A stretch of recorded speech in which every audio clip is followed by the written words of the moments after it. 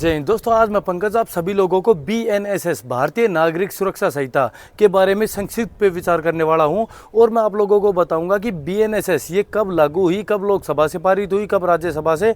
तो पूरा संक्षिप्त विवरण मैं आप सभी लोगों के सामने करने वाला हूं, क्योंकि मेरे बहुत सारे भाई जो भी मिलते हैं यहाँ पे लोअर स्कूल कोर्स में, उनका कहना है कि भाई BNSS होगी, PPR की आधे से ज़्यादा होगी, इसके अलावा जो पुलिस एक्ट है वो करवाने वाला हूँ, इसके अलावा सिर्फ 50 तक धाराएँ हैं जो मिड टर्म में है। इसके अलावा जितने भी आपके LSL के मीन्स माइनर एक्ट के चैप्टर्स थे वो मैं लगभग आपको 18 से 20 करवा चुका हूँ। अब बारी आ रही है मीन्स इसके अलावा इन्वेस्टिगेशन क्राइम का भी या साइबर क्राइम की भी वीडियो मैं बना चुका हूँ। परंतु अब बात आती है BNSS भारतीय नागरिक सुरक्षा संहिता। वैसे तो मैं इस पर ऑलरेडी जब B1 के लिए हम तैयारी कर रहे थे वीडियो बिल्कुल संक्षिप्त तौर पर बना चुका हूँ, परंतु अभी जो मुख्य धाराएं जो हमारे लोअर स्कूल कोर्स के लिए ज़रूरी है वो अभी आप सभी लोगों को बताने वाला हूँ। तो BNSS भारतीय नागरिक सुरक्षा संहिता ये कब लागू हुई? तो 11 अगस्त 2023 को यह लोकसभा से पारित हुई। ये तीनों कानून, चाहे भारतीय न्याय संहिता हो, भारतीय साक्ष्य अधिनियम हो या भारतीय नागरिक सुरक्षा संहिता हो, तो ये 11 अगस्त 2023 को लोकसभा से पारित हुई। इसके बाद 20 दिसंबर 2023 को ही ये राज्यसभा से पास हुई और 25 दिसंबर 2023 को इसको राष्ट्रपति द्वारा सिग्नेचर कर दिए गए। ठीक है भाई, जिसके बाद ये 1 जुलाई 2024 से तीनों कानून हमारे भारत देश में लागू हो। इसके बाद भारतीय न्याय संहिता वो एक्ट नंबर 45 था और BNSS ये एक्ट नंबर 46 है और इसके अलावा भारतीय साक्ष्य अधिनियम ये एक्ट नंबर 47 है। तो भाई ये भी चीज़ आपकी क्लियर होगी। अब मुख्य बात आती है कि इसमें कितने अध्याय हैं और कितनी धाराएं हैं। तो ये भी आपके मीन्स जो भी आपका क्वेश्चन होंगे, चाहे मिड टर्म हो या फिर फाइनल एग्जाम्स हो, तो उसमें ये क्वेश्चन भी पूछा जा सकता है कि फाइनल। हाँ आजा जल्दी आजा, ले ले भाई ले ले। मैं सोचा यार वो हमारे प्लाटून है।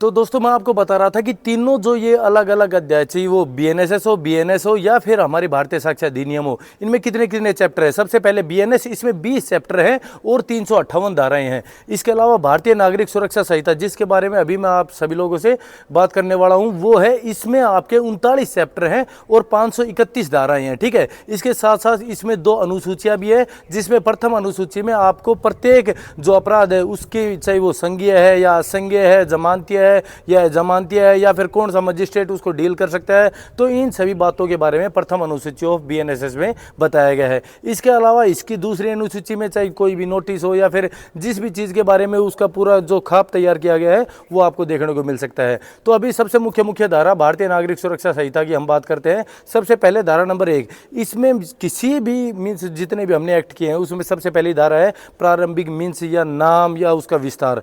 तो सबसे पहले इसका नाम है भारतीय नागरिक सुरक्षा संहिता 2023। कब यह लागू हुई? 1 जुलाई 2024 से यह लागू हुई। इसके अलावा इसी में एक देखने की और चीज़ है जो है कि इसका जो चैप्टर नंबर 9, 11 और 12 है, अध्याय 9, 11, 12, यह जो हमारा जनजातीय क्षेत्र है या फिर नागालैंड राज्य है वहाँ पर लागू नहीं होंगी। परंतु जब भी यह राज्य सरकार चाहेगी कि इसकी अधिसूचना जारी करके और हम इस राज्य में ये तीनों चैप्टर लागू करना चाहते हैं या फिर इनका कोई भी पर्टिकुलर एक हिस्सा मीन्स वहाँ पर लागू करना चाहते हैं, तो वो कभी भी उसको लागू कर सकते हैं। इसके बाद हम बात करते हैं पॉइंट नंबर, जो धारा नंबर 2 है उसकी कुछ परिभाषाएं। तो धारा नंबर 2 की परिभाषा नंबर 1 है, इसमें बताया गया है कि ऑडियो वीडियो मीन्स, जो ऑडियो वीडियो इलेक्ट्रॉनिक्स के जो मीन्स होते हैं, तो ऑडियो वीडियो अभी नई धारा लागू हुई है। तो हम धारा जैसे 105 होगी, कहीं भी तलाशी कर रहे हैं कोई मीन्स जैसे, या फिर गिरफ्तारी कर रहे हैं या कोई भी हमारी इन्वेस्टिगेशन की प्रक्रिया है या फिर हम कोई चीज़ बरामद कर रहे हैं, जब्ती मीन्स, तो ये सभी प्रक्रियाओं में हमें अभी ऑडियो वीडियो इलेक्ट्रॉनिक माध्यम से हम उसका सारा एक डाटा कलेक्ट कर सकते हैं। ठीक है, इसके बाद धारा नंबर 2 का पॉइंट B, जिसमें बेलेबल बताया गया है। तो बेलेबल क्या होता है? मीन्स जमानत। तो जमानत कैसे मिलती है? जमानत मिलती है कोई भी जमानत पत्र, मीन्स जो जमानत पत्र नहीं होता है भाई, उसको जैसे हम कोई भी मुकदमे में जैसे संदिग्ध होते हैं या अपराधी होते हैं, तो उस मुकदमे या अपराधी से हमें जमानत मिलती है। वो जमानत किस आधार पर मिलती है? जमानत पत्र के आधार पर। तो हम पुलिस अभिरक्षा से, कानून अभिरक्षा से हमें जमानत पत्र के आधार पर मीन्स जो रिहाई मिलती है, मीन्स पुलिस से छूट मिलती है कुछ दिन के लिए या कुछ महीनों के लिए, उसको हम जमानत बोलते हैं भाई। ठीक है, इसके बाद पॉइंट नंबर 2 का पॉइंट 3। तो 2 के पॉइंट 3 में बताया गया है कि बेलेबल ऑफेंस। बेलेबल ऑफेंस कौन से होते हैं? जो मैंने बताया प्रथम अनुसूची में, BNSS की प्रथम अनुसूची में जिनको बेलेबल ऑफेंस बताया गया मीन्स जमानतीय अपराध, तो वे सभी बेलेबल ऑफेंस होंगे भाई। ठीक है, इसके बाद पॉइंट नंबर डी आता है कि जमानत पत्र क्या होता है। तो जमानत पत्र जो अभी मैं आपको बात कर रहा था कि जो पत्र जो हमें रिहा करवा सकता है, जो हमें छुड़वा सकता है, जो पत्र हम हमारी कानून अभिरक्षा से हमें दूर मीन्स कानून अभिरक्षा से रिहा करवा सकता है, उसको हम कहेंगे जमानत पत्र। इसके बाद 2 का पॉइंट 5 कहता है बेल बॉन्ड। तो बेल बॉन्ड क्या होता है? बेल बॉन्ड होता है बंद पत्र। बंद पत्र क्या होता है कि भाई जब हमें मीन्स जमानत की जरूरत नहीं है, उसमें सिर्फ बंद पत्र के आधार पर जैसे 6 महीने में भाई मैंने 50,000 रुपये जमा करा दिए, भाई मैं मीन्स न्यायालय ने मुझे 50,000 रुपये जमा करने के बोल दिया कि कोई भी ऐसा अपराध नहीं करेगा, तो वो हो गया बंद पत्र। तो ऐसा बंद पत्र बताया गया है 2 के पॉइंट 5 में। अब 2 के पॉइंट 6 मीन्स चार्ज। तो चार्ज क्या होता है? तो चार्ज होता है किसी भी न्यायालय द्वारा लगाया गया कोई भी चार्ज जिसमें यह साबित होता है कि इस अपराधी ने इन धाराओं के तहत यह अपराध किया है।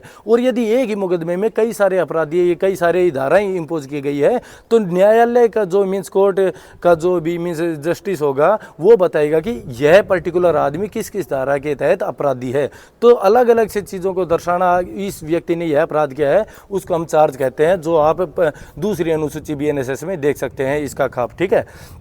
इसके बाद 2 का पॉइंट 7 इसमें बताया गया कोग्निजेबल ऑफेंस में संज्ञेय अपराध। तो संज्ञेय अपराध कौन से होते हैं? संज्ञेय अपराध वो होते हैं जिनमें हम बिना वारंट उस व्यक्ति की गिरफ्तारी कर सकते हैं। ठीक है। तो बिना, और प्रथम अनुसूची में आप जाके देख सकते हो कि संज्ञेय अपराध कौन कौन से अपराध है, तो ये सारी चीज़ आपको देखने को मिल जाएगी। अब बात करते हैं 2 के पार्ट 8 नहीं है, हाँ डॉक्यूमेंट परिवाद। 2 का पार्ट 8 है परिवाद। तो परिवाद में बताया गया है कि एक जैसे कोई भी व्यक्ति थाने में जाता है, थाने में उसकी कंप्लेंट पे कोई भी कार्रवाई नहीं होती, तो फिर वो जाता है कोर्ट के पास। कोर्ट भी यदि उसकी उस कंप्लेंट के ऊपर कार्रवाई ना करके उसको वापस पुलिस थाने में भेज देता है, तो उस जो वो कंप्लेंट है कोर्ट के द्वारा आई उसको कहते हैं परिवाद।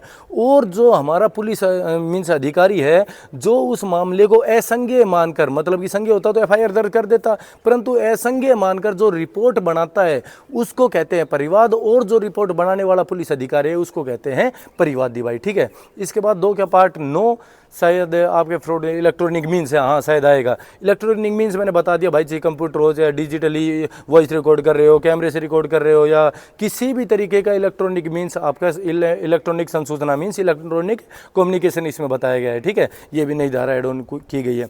इसके बाद 2 का पार्ट 11 2 के पार्ट 11 में बताया गया है कि जांच इंक्वायरी क्या होती है, और 2 के पार्ट 12 में बताया गया इन्वेस्टिगेशन। तो दोनों में फर्क बता देता हूँ मैं क्या क्या होता है भाई। इंक्वायरी होती है जो हमारे किसी भी न्यायालय में किसी भी जज द्वारा दिया जाता है। मीन्स जैसे इंक्वायरी के मीन्स में वो क्या करेगा कि इंक्वायरी होती है किसी भी मामले के, यदि ये मामला झूठा है या सच्चा है, कि सच और झूठ के बारे में पता करने के लिए। और इन्वेस्टिगेशन होती है कि उन्हीं मामलों की जो वो आपराधिक मामला है उस आपराधिक मामले में साक्ष्य इकट्ठा करने की कार्रवाई को हम इन्वेस्टिगेशन कहते हैं। ठीक है। इनमें और क्या फ़र्क है?